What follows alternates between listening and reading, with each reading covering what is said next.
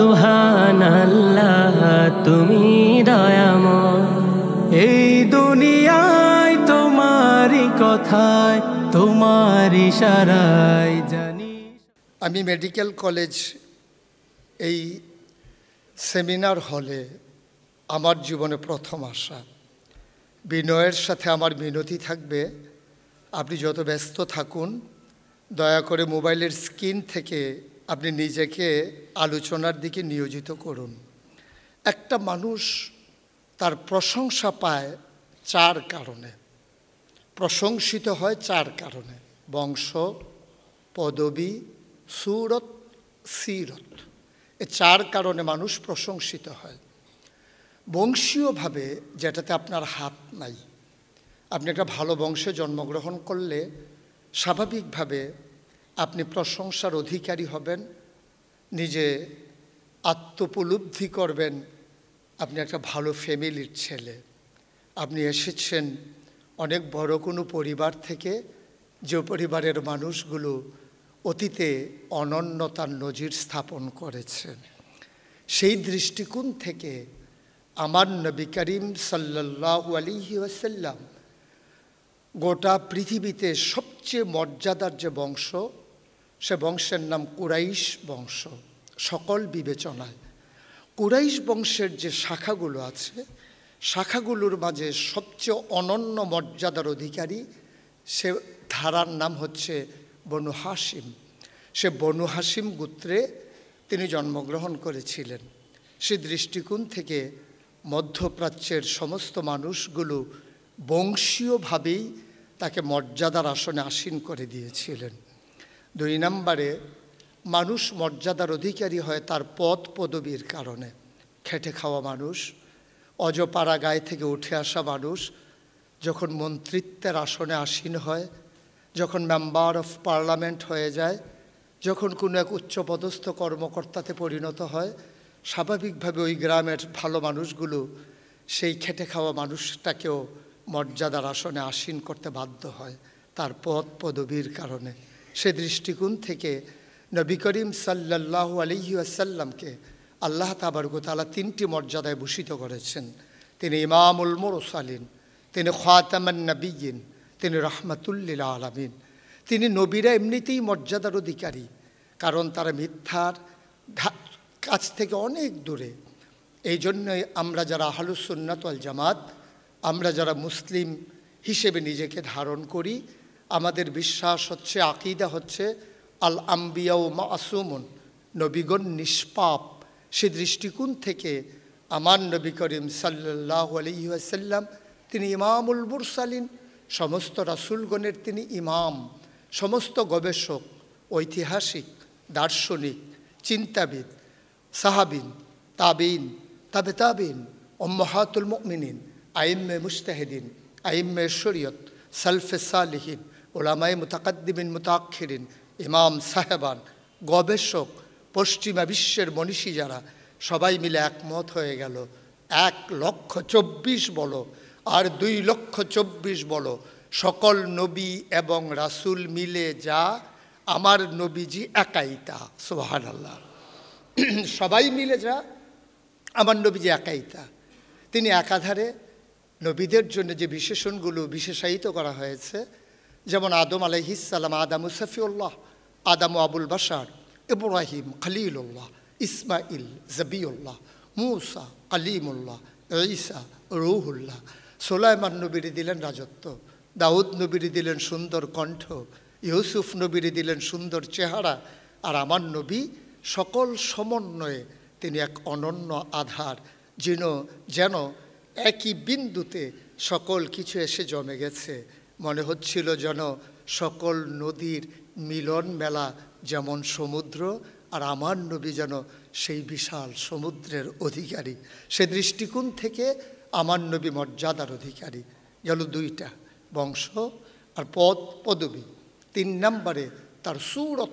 একটা মানুষ বাহ্য দৃষ্টিতে দেখতে যখন সুন্দর হয়, আপনি শ্রদ্ধায় অবনত হয়ে যায় অপর হৃদয়, হৃদয়ে আন্দোলন সৃষ্টি হয়, ভালোবাসা তৈরি হয়, হৃদয়ের ভিতরে আনন্দের হিল্লোল বয়ে যায় মানুষের সৌন্দর্য দেখে।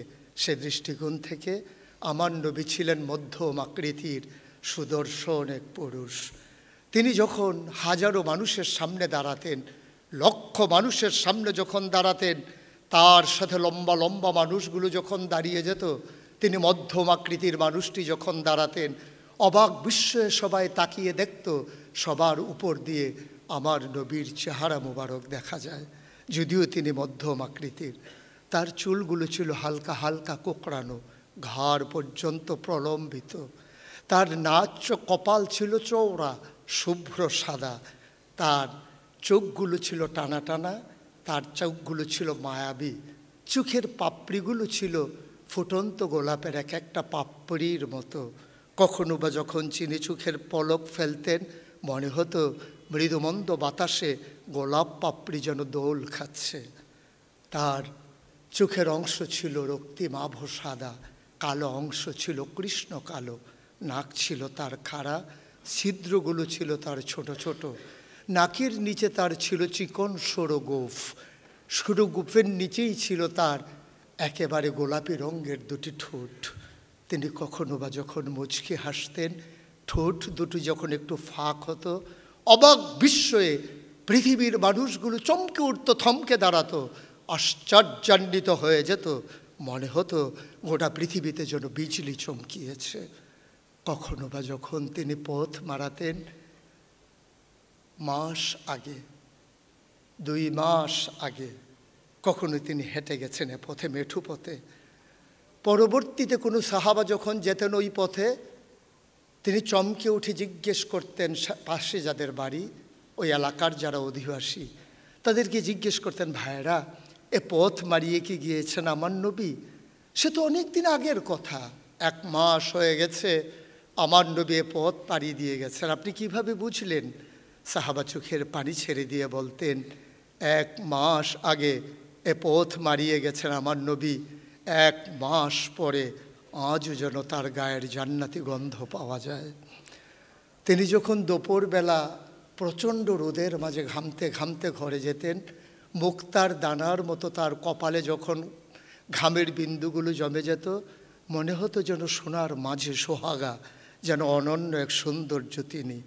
মায়েরা বলতেন, ইয়া রাসূলুল্লাহ গুস্তাখি মাফ কর দিজিয়ে, বেয়াদবি মাফ করবেন, চুপটি করে একটু বসুন দেখি। নবীজি বসতেন, মায়েরা ঘরের কোনায় থেকে ছোট্ট শিশি খুঁজে বের করে আনতেন, আলতো পরিষ্কার করে আলতো করে নবীর কপালের ঘামগুলো তারা শিশির ভিতরে জমিয়ে মুখ বন্ধ করে রেখে দিতেন। কখনো যখন ঈদ আসতো, কোনো বিয়ে আসতো, আনন্দ কোনো মুহূর্ত আসতো, মায়েরা সেই শিশি বের করে জমানো ঘাম আতর হিসেবে ব্যবহার করতেন। এ আমার নবী, এ আপনার নবী, এ আমাদের নবী, এ নবীর সৌন্দর্যের আধার। তিনি জেনেছিলেন অনন্য সৌন্দর্যের এক প্রতীক। আমার নবী এমনই নবী, তিনি যখন মরুপ্রান্তর দিয়ে প্রচণ্ড রোদের মাঝে যখন তিনি হেঁটে যেতেন, মনে হতো ধান দিলে খই হয়ে যাবে, চাল দিলে মুড়ি হয়ে যাবে। তখন নবী হেঁটে যেতেন পথ মারিয়ে, মরুপ্রান্তর পেছনে ফেলে, অবাক বিস্ময়ে সাহাবারা তাকিয়ে দেখতেন কেমন করে তিনি রোদের মাঝে হেঁটে যান, আমরা বের হতে সাহস করি না। উপরে তাকিয়ে দেখত, নবী যখন হাঁটতেন, মেঘমালা নবীর মাথার উপরে ছায়া দিয়ে দিয়ে নবীকে নিয়ে যেত নিরাপদ আশ্রয়ে। তিনি যখন হাঁটতেন, এবড়ু থেবড়ু পাথরের উপর দিয়ে, কোনা বের হওয়া পাথরের উপর দিয়ে, যে পাথর পায়ে পড়লে মানুষ চিৎকার করে উঠত, আমার নবী হেঁটে যেতেন অবলীলায়। সাহাবারা চমকে উঠতেন, কেমন করে তিনি হেঁটে যান, তিনি কি ব্যথা পান না? পেছনে পেছনে দৌড়াতেন, পরীক্ষা করার জন্যে তার পায়ের নিচে পড়া পাথরটাকে ধরে দেখতেন, নবীর কদমের সম্মানে শক্ত পাথর তুলার মতো নরম হয়ে গেছে। এ আমার নবী, এ আপনার নবী, এ নবী করিম সাল্লাল্লাহু আলাইহি ওয়াসাল্লাম। তিনি ছিলেন আদর্শ মানব। তিনি আদর্শ সেই দৃষ্টিকোণ থেকে, পৃথিবীতে অনেক আদর্শ মানুষের জন্ম হয়েছে, কিন্তু তারা নিজে নিজে আদর্শ হয়েছে, সমাজ বিনির্মাণে তাদের ভূমিকা একেবারেই গৌণ। আর এক্ষেত্রে আমার নবী অনন্য এজন্যে যে তিনি নিজে আদর্শ ধারণ করেছেন, সেই আদর্শের ভিত্তিতে একটা সমাজ বিনির্মাণ করেছেন। এটা হচ্ছে তার অনন্যতা, এটা হচ্ছে তার অনন্য বৈশিষ্ট্য, এটা তার স্পেশাল কোয়ালিটি, যে তিনি শুধু নিজে ভালো মানুষ হননি, একটা ভালো সমাজ তৈরি করেছেন। উনি এসেছিলেন ১৫০০ বছর আগে। মানুষগুলো তখন ছিল বর্বর, বেদুইন, যাযাবর, মূর্খ, অসভ্য। তিনি আসলেন, তিনি শোনালেন অমর বাণী, তিনি ডাকলেন দিনের পথে।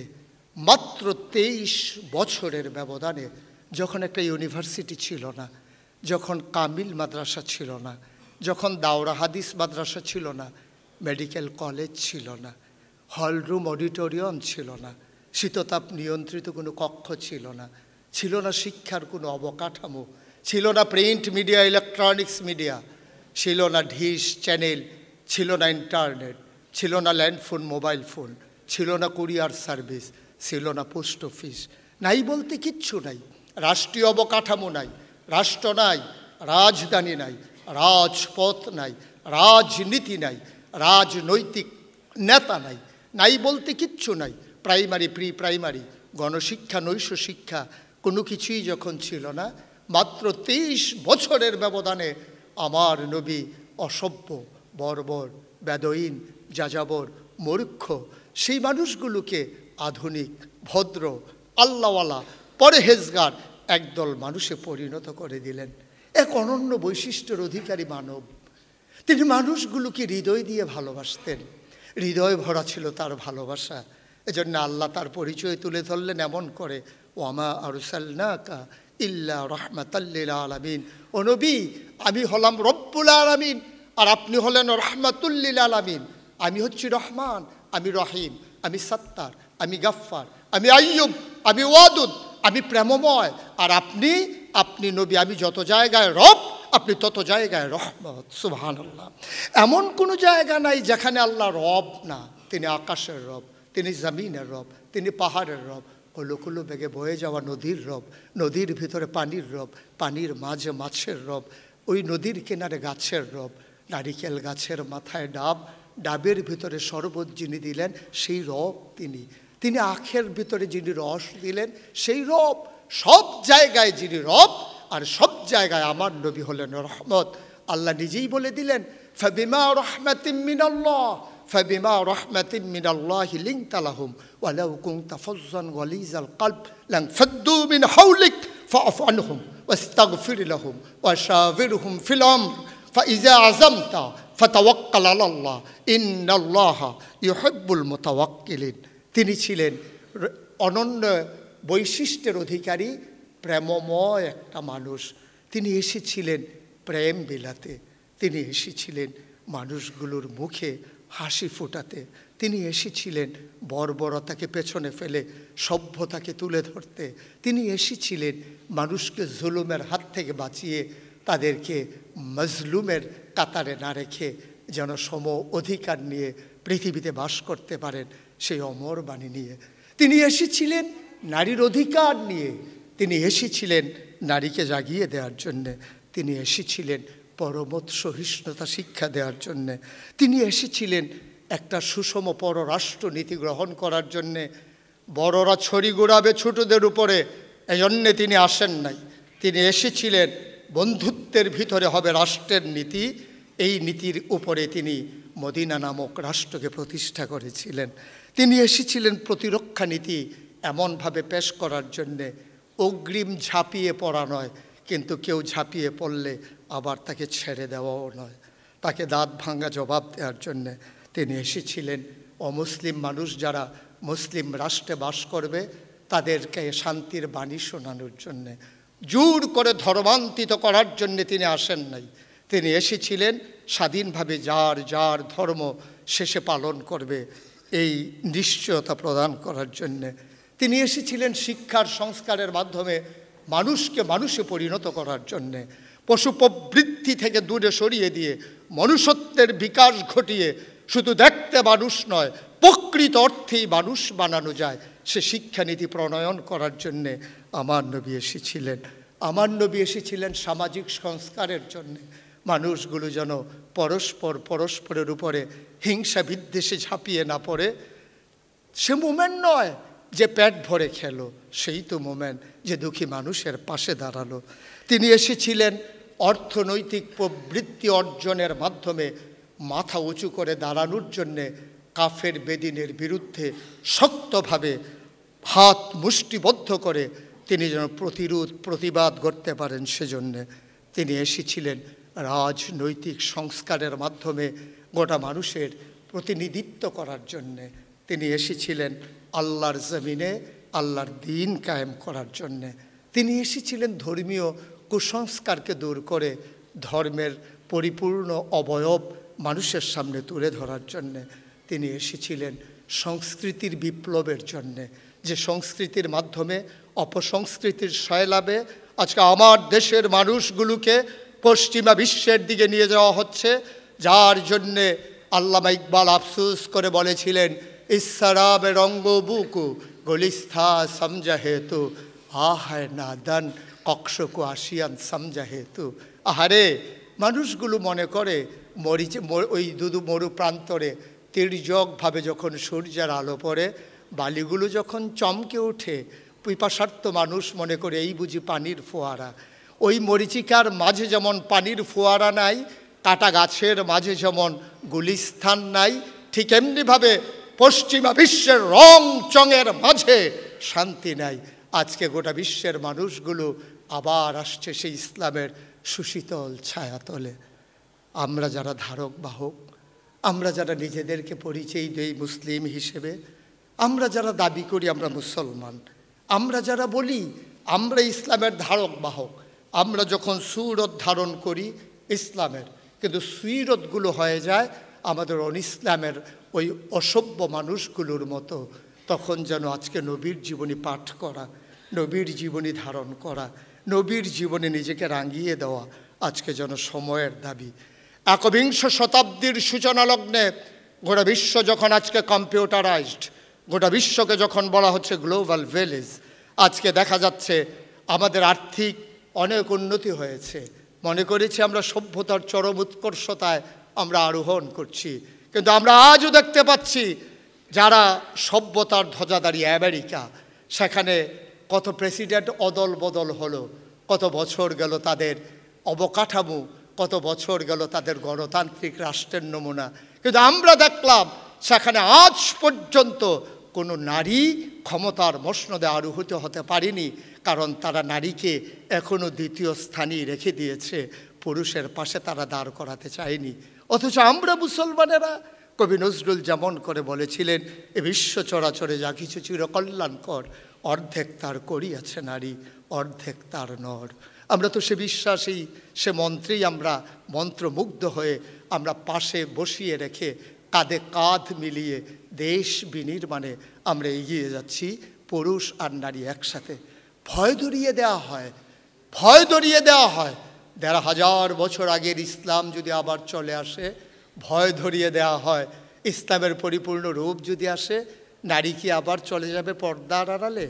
নারী কি আবার সেই জাহিলিয়াতের জামানায় যেমন করে তার ইজ্জত ছিল না, আবরু ছিল না, যেমন করে তার ন্যূনতম চাহিদা ছিল না, যেমন করে তার সম্মান ছিল না, আবার যদি ইসলাম আসে তাহলে নারী কি আবার চলে যাবে ঘরের অভ্যন্তরে রান্না বান্নায়, শিশু ধারণে, শিশুর পালনে? এর মাঝেই কি নারীরা আবদ্ধ হয়ে যাবে? আমি বলি না, ইসলামের খণ্ডিত রূপ ওরা আমাদের সামনে পেশ করেছে।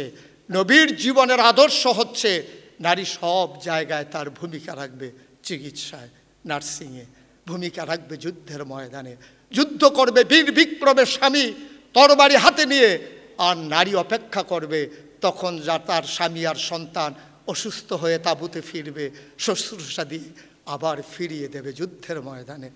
আমরা তো সেই ইতিহাস ভুলেই গেছি। নবীর ফুফু সুফিয়া রাদিয়াল্লাহু তাআলা আনহা, উনি তার ছেলে জুবায়ের, তাকে রোদের ভিতরে দাঁড় করিয়ে রেখেছেন, তাকে মারছেন প্রচণ্ডভাবে, চিকন বেত হাতে নিয়ে তাকে ইচ্ছে মতো পিটাচ্ছেন, রোদ থেকে আসতে দেন না ছায়ায়। নবী করিম সে পথ মারিয়ে যাচ্ছিলেন, তিনি বললেন, ফুফু আম্মা, আপনি এত নির্দয়, আপনি এতভাবে জুলুম করতে পারেন বাচ্চাটার উপরে, ছোট বাচ্চা সে, তাকে কেন রোদে পুড়ে দিচ্ছেন, তাকে কেন আঘাত করছেন? সুফিয়া চোখের পানি ছেড়ে দিয়ে বলেন, ও বাতুসপুত্র, ও আমার নবী, তুমি জানো না এই যুবকেরা যেদিন আরাম প্রিয় হবে, ইসলাম সেদিন বন্দী হয়ে যাবে 4 দেয়ালে। আমি আমার ছেলেকে প্রশিক্ষণ দিচ্ছি যেন রোদের মাঝেও যুদ্ধের ময়দান থেকে হারিয়ে আসা না লাগে, শত কষ্টের মাঝেও ইসলামের ঝান্ডাকে যেন সে উঁচু করে ধরে রাখতে পারে। এজন্য আমি তাকে রোদে পুড়িয়ে, তাকে শাস্তি দিয়ে, তাকে প্রমাণ করিয়ে দিতে চাই তোমার জন্য আনন্দের সেই, তোমার জন্য হেরেম, আনন্দের হেরেম তোমার জন্য অপেক্ষা করছে না, তোমার জন্য অপেক্ষা করছে রৌদ্রোজ্জ্বল সকাল, রৌদ্রোজ্জ্বল দিন, আর রোদে পুড়ে পুড়ে ইসলামের ঝান্ডাকে উঁচু করে ধরে রাখতে হবে। এ আমার নারী, এ আমার বোন, এ আমার মা, যেই মা তার সন্তানকে গড়ে তুলবে ওই অপরাপর মানুষের সামনে আদর্শের ভিত্তিতে, নিজের সন্তান যেন মাথা উঁচু করে দাঁড়াতে পারে, আমার মা তার সন্তানকে সেভাবে তুলে ধরবে। আর তুলে ধরার জন্যে আমার মা নিজেই যদি উপযুক্ত না হন, সন্তানকে কেমন করে উপযুক্ত করে তৈরি করবেন? এজন্য আমার মা যদি ডাক্তার হয়, তার ছেলেকে ডাক্তার বানানো অতি সহজ। আমার মা যদি বিশাল হৃদয়ের অধিকারী হয়, তাহলে তার ছেলে বিশাল হৃদয়ের অধিকারী বানানো একেবারে সহজ। আমার মা হচ্ছেন প্রি প্রাইমারি ইনস্টিটিউশন। আমার মা সেখানে তাকে গড়ে তুলবে, ঘুম পাড়িয়ে পাড়িয়ে, পায়ের উপরে দোল পাড়িয়ে পাড়িয়ে শিখে দিকে এভাবে ঘুমোতে হয়। আল্লাহুম্মা বে ইসমিকা আমুত ওয়াহিয়া। ঘুমের মাঝেই আমার মা তাকে ঘুমের দোয়া শিখিয়ে দেবেন। আমার মা তাকে টয়লেটে যাওয়ার সময় শিখিয়ে দেবেন বাম পা দিয়ে ঢুকতে হয়, ডান পা দিয়ে বের হতে হয়।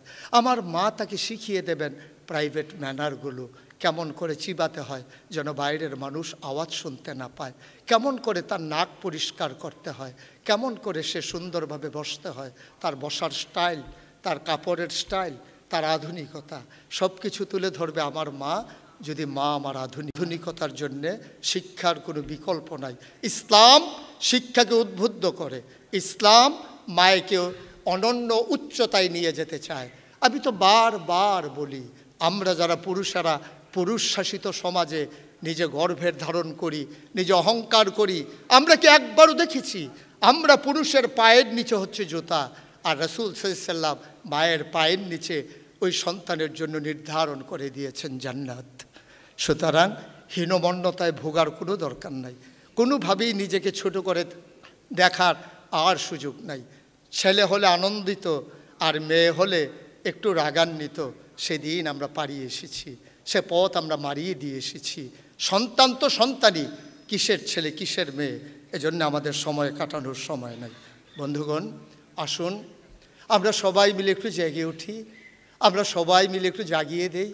গত কয়েক বছর আগে আমি ইন্ডিয়া কলকাতায় প্রোগ্রামে গিয়েছিলাম। ওখানকার মানুষগুলো আমাকে বলল, হুজুর আমাদের এখানে একটা সুন্দর মন্দির করা হয়েছে, আপনি কি দেখতে চান সেই সুন্দর মন্দির? আমি বললাম, হ্যাঁ দেখিয়ে দাও। আমাকে নিয়ে যাওয়া হলো মন্দির প্রাঙ্গণে। আমি চমকে উঠলাম, আমি থমকে দাঁড়ালাম, আমি আশ্চর্যান্বিত হলাম, আমি অশ্রুতি সিক্ত হলাম। আমার গাল বেয়ে বেয়ে টপ টপ করে পানি পড়ছিল। মন্দিরের গায়ে লেখা, এটা মন্দির, আপনি নিশ্চিন্তে ভিতরে আসুন, এখানে জুতা চুরি হয় না, এটা মসজিদ না, এটা মন্দির, এখানে জুতা চুরি হয় না, নিশ্চিন্তে জুতা রেখে চলে আসুন, এটা মসজিদ না। আপনি বুঝতে পেরেছেন? আপনি বুঝতে পেরেছেন খোঁচাটা কত জুড়ে দেওয়া হয়েছে? আপনি বুঝতে পেরেছেন কিভাবে আপনাকে রক্তাক্ত করা হয়েছে? আপনি কি বুঝতে পেরেছেন আপনার হৃদয়কে দ্বিখণ্ডিত করে দেওয়া হয়েছে? আপনি কি বুঝতে পেরেছেন আপনার কলিজায় রক্তক্ষরণ ঘটিয়ে দেওয়া হয়েছে? যাদেরকে সভ্যতা শিখালাম আমরা, যাদেরকে ভদ্রতা শিখালাম আমরা, চিকিৎসা বিজ্ঞানের উৎকর্ষতা করলো আমার ইবনে সিনা, তাদেরকে পেছনে ফেলে আজকে আমাদেরকে চিত্রিত করা হয় আমরা জুতাচোর, আমরা জুতাচোর। ভদ্রতা শিখালামে বিশ্বকে আমরা। আমার সেনাপতি যুদ্ধের ময়দান থেকে হারিয়ে গেল, নবীজি বললেন, বাল্লিগু আন্নী ওয়ালাউ আয়া, বের হয়ে যাও, যত দূর দু চোখ যায় দ্বীনের বাণী ছড়িয়ে দাও। আমার নবী বের হয়ে, আমার নবীর উম্মতেরা বের হয়ে গেলেন, ওরা ছড়িয়ে পড়লেন দিক দিগন্তে। মুসলিম সেনাপতি জনপদের পর জনপদ বিজয় করে তিনি চলে গেলেন সমুদ্রের কিনারে। বেলাভূমিতে দাঁড়ালেন, আস্তে করে ঘোড়ার দুটি পা পানিতে নামিয়ে দিলেন। তিনি চিৎকার করে বললেন, আমার সৈন্যরা জনপদের মানুষগুলোকে ডেকে নিয়ে আসো দেখি। জনপদের মানুষগুলো আসলো। আসার পরে জিজ্ঞেস করা হলো, ওই সমুদ্রের ওই পারে কি আছে জানো তোমরা? কারণ আমরা তো জানি না, শুধু জানি জলরাশি, অথই জলরাশি।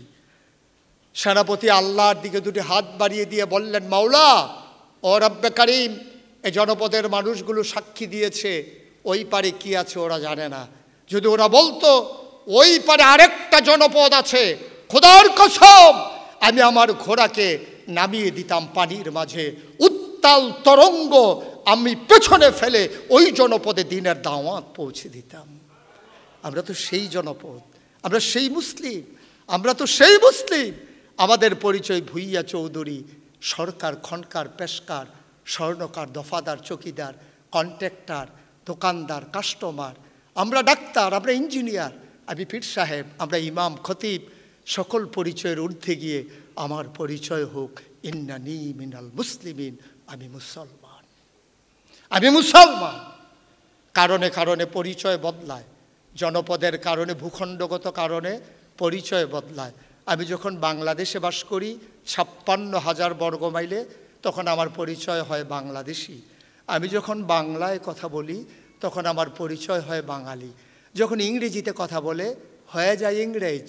আমেরিকাতে অবস্থান করে হয়ে যায় আমেরিকান। কিন্তু আপনি কি দেখেছেন, আপনি কি জেনেছেন, আপনি যেখানে যান, যে জনপদে যান, যে ভাষায় কথা বলেন, খাবারের মেনু চেঞ্জ হয়, ভাষার পরিবর্তন হয়, জনপদ বদলে যায়, কিন্তু একটা পরিচয় কখনো বদলায় না, ইন্নানি মিনাল মুসলিমিন, আমি মুসলমান, আমি মুসলমান। এ পরিচয় বদলে দেওয়ার নয়।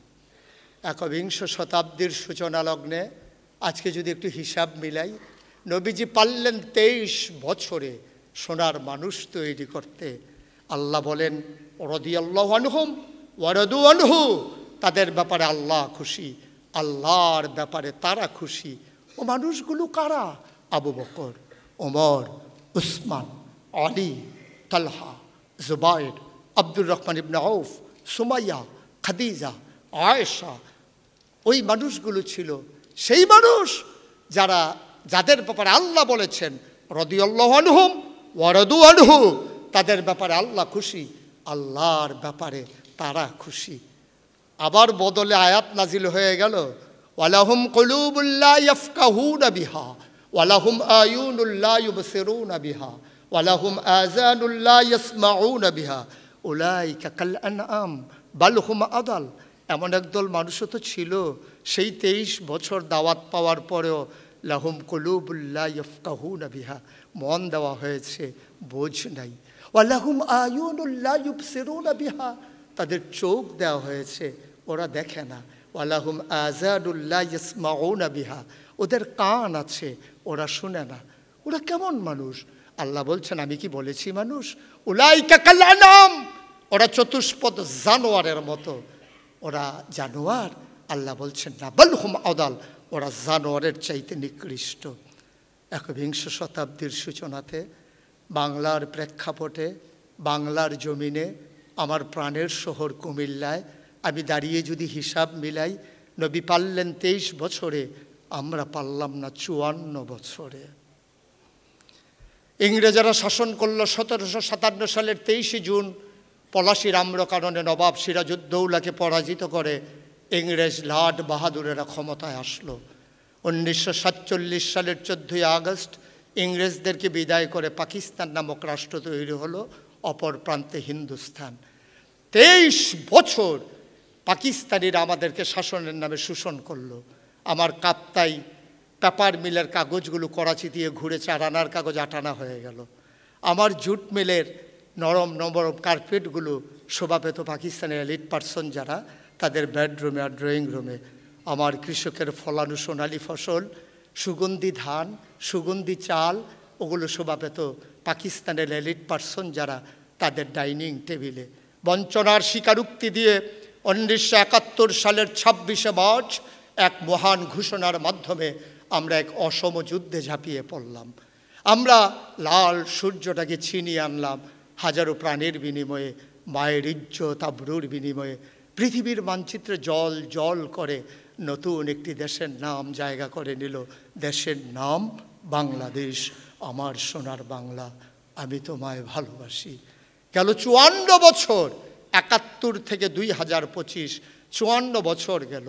নবী পারলেন 23 বছরে, আমরা পারলাম না 54 বছরে। আমরা এতদিন কি বলেছি? পাকিস্তানিরা সব খেয়ে ফেলেছে, ব্রিটিশরা সব নিয়ে গিয়েছে। এখন তো মেম্বারও আমার, চেয়ারম্যানও আমার, পীর সাহেবও আমার, মুরিদও আমার, ডাক্তারও আমার, রুগীও আমার, হাসপাতালও আমার। এখন তো ইংরেজ নাই, এখন তো ব্রিটিশ নাই, কন্ট্রাক্টরও আমার, রাজপথও আমার, ইঞ্জিনিয়ারও আমার, মন্ত্রী আমার, এমপি আমার, জনপদ আমার, আমলা আমার, কামলা আমার। এখন কেন পারলাম না 54 বছরে? যারা এই ক্ষমতার মসনদে আরোহিত হয়েছে সবাই মিলে আমাদেরকে রূপকল্প শুনিয়েছে, আমাদের মাঝে এজেন্ডা পেশ করেছে, আমাদেরকে লোভ দেখিয়েছে সোনার বাংলা। দুতে ভাতে বাঙালি, মাছে ভাতে বাঙালি, ডালে ভাতে বাঙালি, নতুন বাংলা, সোনার বাংলা। কত বাংলা আমরা শুনলাম, কিন্তু মুখ চোখ থেকে আর দেখলাম না। এজন্যেই ছড়াকার ছড়া লিখেছেন, ধরা যাবে না, ছোঁয়া যাবে না, বলা যাবে না কথা, রক্ত দিয়ে কিনে নিলাম আজব স্বাধীনতা। এ কেমন আজব স্বাধীনতা! এই আজব স্বাধীন দেশে আমরা বাস করি 54 বছরে, যার সৌন্দর্যের রূপ আমরা উপলব্ধি করলাম না। কবিতা রচিত হয়েছে বাংলা নিয়ে, এ সবুজ শ্যামল সোনার বাংলাদেশ। কিন্তু বাস্তবতা, নাগরিকেরা সোনার বাংলার সোনার খনি পেল না, পেল সোনার খনির বদলে চুরের খনি। এটাই হচ্ছে বাস্তবতা। আমরা পেলাম না কোনো সুখ, আমরা পেলাম না সমৃদ্ধি, কারণ যারা ক্ষমতায় এসেছে আঙ্গুল ফুলে কলা গাছ হয়েছে। সাধারণ খেটে খাওয়া মানুষ, রিক্সা শ্রমিক জনতা আমাদের ভাগ্যের বদল হয় নাই। সব জায়গায় পাওয়া গেল চিটার আর বাটপারের হেডকোয়ার্টার। আজকে কফিয়ত দিতে চাই, ও নবী আমার, 1500 বছর আগে আপনি আমাদেরকে রেখে গিয়ে বলেছিলেন, আল ওলামা ওয়ারাসাতুল আম্বিয়া, ওলামায়ে কেরাম নবীর ওয়ারিস। তোমরা আমার দিনকে বাঁচিয়ে রেখো, তোমরা আমার দিনকে চেয়ে রেখো, যেন দিনের আমামা বুলণ্ঠিত না হয়, আমাদের জন্য কল্লা দিতে পারি, দিন যেন দেওয়া না লাগে। সে দীপ্ত শপথ নিয়ে নবীজি আমাদেরকে সাক্ষী রেখে বলে গিয়েছিলেন বিদায় হজের ভাষণে 1500 বছর আগে। আজকে কষ্টে বুক ফেটে যায়। সে নবীর দেয়া আমানত আমরা আজকে রক্ষা করতে পারলাম না। আমরা হেরে গেছি, আমরা হেরে গেছি। হেরে যেতে যেতে আমরা হারিয়ে যাচ্ছি। আমাদের হাড়ি যেন আমাদের গলার মালা হয়ে গেছে। আমরা হারের মাঝে নিজেদের প্রশান্তি খুঁজছি।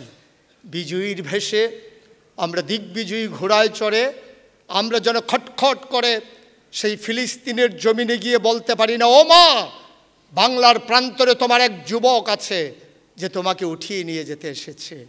আমরা আরাকানের মুসলমানদেরকে তাদের নিজস্ব ভূমিতে ফেরত পাঠাতে পারি নাই। আমরা কাশ্মীরের ঝিলাম নদীর পানি স্বচ্ছ স্ফটিকের মতো, ডালিমের দানার মতো যে পানি ছিল, সে পানিটাকে রক্তে রঞ্জিত করা হয়েছে আমার মুসলমানের রক্ত দিয়ে।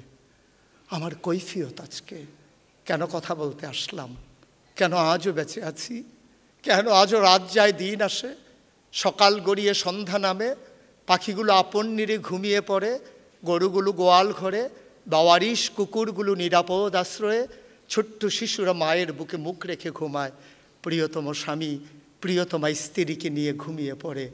আবার রাত যায়, পূবের সূর্য হেসে ওঠে, দিন গ্লানিতে ভরা, আবার আসে সন্ধ্যা।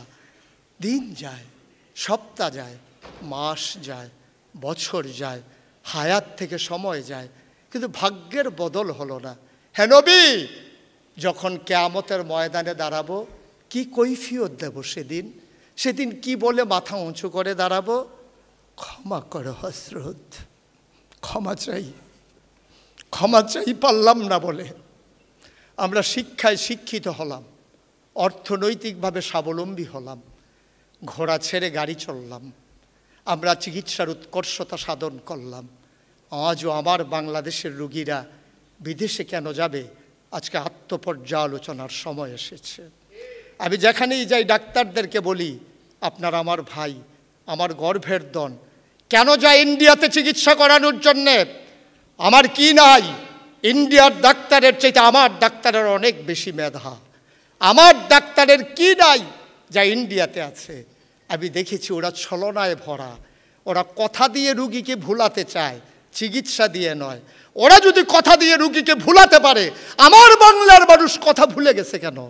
ওরা পারে না কথা দিয়ে মা ডেকে, ওরা পারে না কথা দিয়ে বাবা ডেকে, ওরা পারে না ছোট্ট শিশুকে বুকের মাঝে আঁকড়ে ধরে চিকিৎসা দিয়ে যেন বাংলার রুগী বাংলার মাঝে আটকে রাখতে কেন পারে না আমার চিকিৎসকেরা? দুর্বলতাটা কোথায়? আসুন চিহ্নিত করি, আত্মসমালোচনা করি, পর্যালোচনা করি।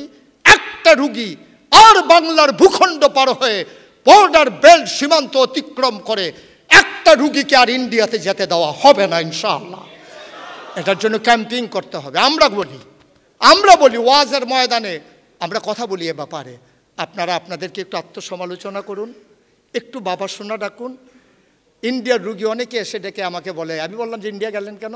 কই যে হুজুর ওদের যে আচরণ অসম্ভব সুন্দর। আমি ওই কথা বইলা ছুরি ঢুকাই দেয়, এটা খুব ভাল লাগে না? মজার কথা দিয়ে ছুরি ঢুকাই দেয়, এটা খুব ভাল লাগে। তা আচরণ যদি ওরা পারে, আমরা পারবো না কেন? আমরা কেন পারবো না?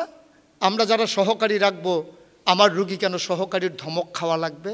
আপনি সহকারীর আচরণ আপনি সিসিটিভিতে আপনি পর্যবেক্ষণ করেন, ও রোগীর সাথে কী আচরণ করে, ও সিরিয়াল নিয়ে কি কথা বলে, তাকে সাবধান করে দেন।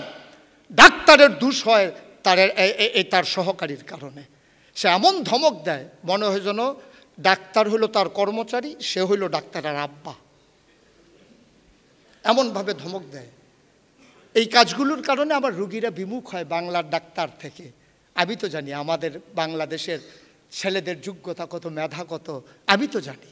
সুতরাং আসুন আমরা সবাই মিলে এই দেশটাকে ভালোবাসি, এ দেশটাকে গড়ে তুলি, নবী প্রেমে আমরা উজ্জীবিত হই। আর যা কিছু পারলাম না, এজন্য ক্ষমা চেয়ে নেই হজরতের কাছে, ক্ষমা করো হজরত, তোমার বাণীরই কনিরই গহন, ক্ষমা করো হজরত, ভুলিয়া গিয়াছি তব আদর্শ, তোমার দেখানো পথ, ক্ষমা করো হজরত। বিলাস বিভব দলিয়াছ পায়, ধুলি সম তুমি প্রভু, তুমি চাহ নাই আমরা হইব বাদশা নওয়াব কবু। এই ধরনীর ধনসম্ভার সকলের তাহে সম অধিকার, তুমি বলেছিলে ধরণীতে সবে সমান পুত্রবোধ, ক্ষমা করো হজরত। তোমার ধর্মে অবিশ্বাসীরে তুমি ঘৃণা নাহি করে, আপনি তাদের করিয়াছ সেবা ঠাই দিয়ে নিজ ঘরে।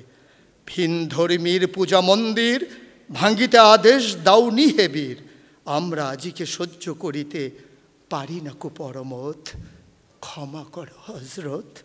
তুমি চাহ নাই ধর্মের নামে গ্লানিকর হানাহানি, তলোয়ার তুমি দাও নাই হাতে দিয়াছ অমর বাণী।